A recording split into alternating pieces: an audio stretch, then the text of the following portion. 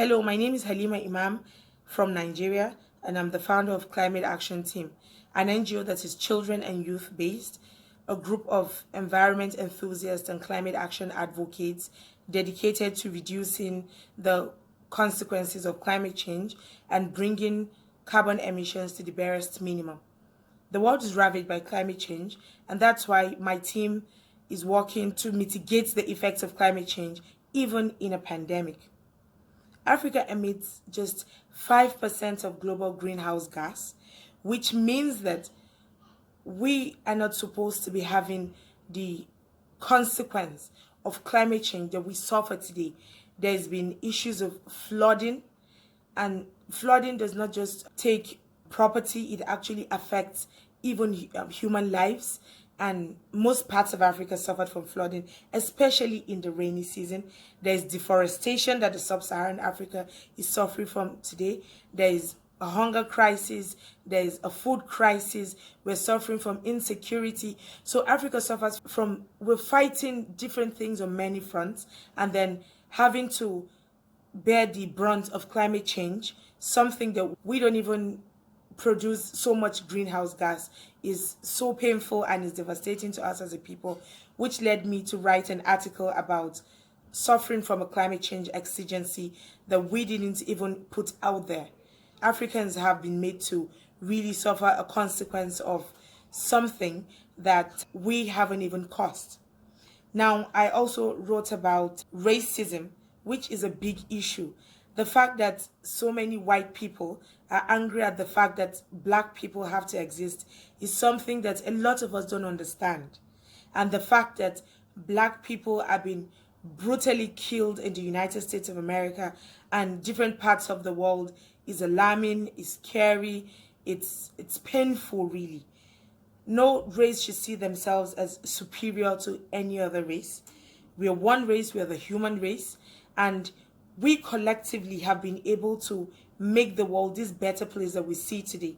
So no one is savage, no one is crude, we're all developing as a people, we're evolving, and so no one is actually better than anyone in terms of race. You're white and other people are black, it just means that they have a different skin tone from yours. That's all. So I've never seen a reason why racism should be an issue even in the first place. I've also written some other articles like fair hearts making kind people. Yeah, so basically, if people are fair, if we're fair to one another, because the world is already going through a lot. There's a pandemic, there's so much insecurity, there's hunger, there's poverty, and there's all of this. So if we as people can be fair to one another, it's going to go a long way in making the world a better place for all of us to live in. Now, another article that I have is about using the COVID-19 energy for Earth. Yeah, so basically, COVID-19 is a pandemic, and it's claimed a lot of lives. So then COVID-19 is one that we don't understand, or we don't know the extent to which it's going to stay. And then climate change is another big issue. Climate change is there, it's going to be there, and if we do nothing about it, it's going to continue to destroy lives and properties. So why don't we channel the same energy that we have channeled to help find a vaccine for COVID-19 in taking action for the earth? And this is even so cheap because things like tree planting can actually help to mitigate the effects of climate change, because trees act as carbon sinks, which is why my team has an initiative called the Befriend a Tree Initiative, one that we started in June of this year, 2020. We gifted seedlings to strangers and even family and friends. We told them to name the plants before planting them, and so that when people have friends, they want to take care of their friends. So basically, if people have these seedlings and they have named them and they have them as their friends, they're obviously going to want to take care of them. And we have been able to, since June through now, we've been able to plant over 2,000 trees. And then we have another initiative called the Plastics for Knowledge Initiative, which is one that we're helping underprivileged children to pay their school fees by giving plastic to a recycling company that we have collaborated with so that they can stay in school. And then the cleanup initiative has also helped us to clean up different areas that most of us live in. And then we've been able to donate plastic collection containers to open spaces and where we could have sort of parks and all of that, so that now people that take these plastics and sell them to recycling companies and use them to earn a living can have something to feed their families. Because the truth is, because of the COVID-19, a lot of people have lost their jobs, people have lost their means of livelihood. So this is just a small way of helping people to get back on track and feed their families.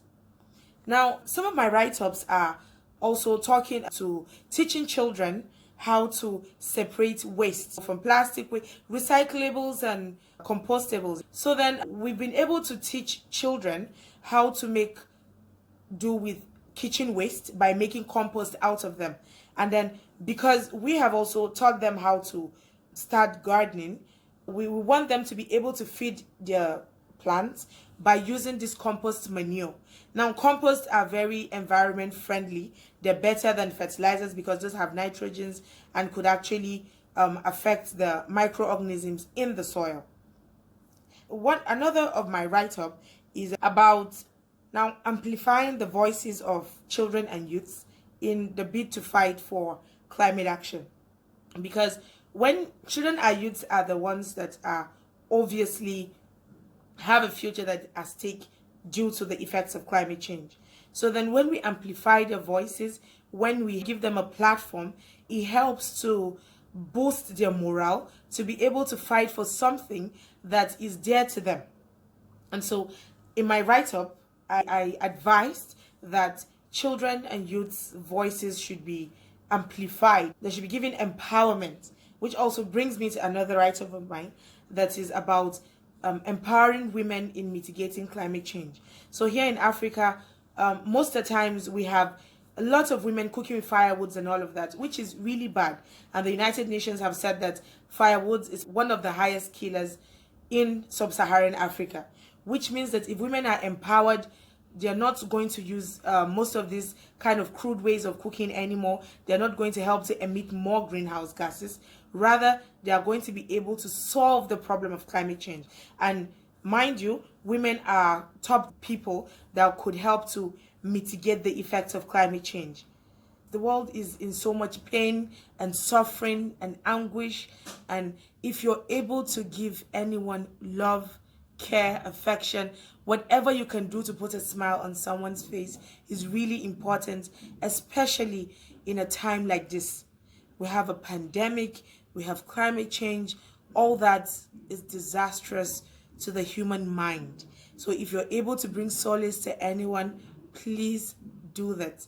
And let us try as much as we can to be the love that we seek in the world. Thank you.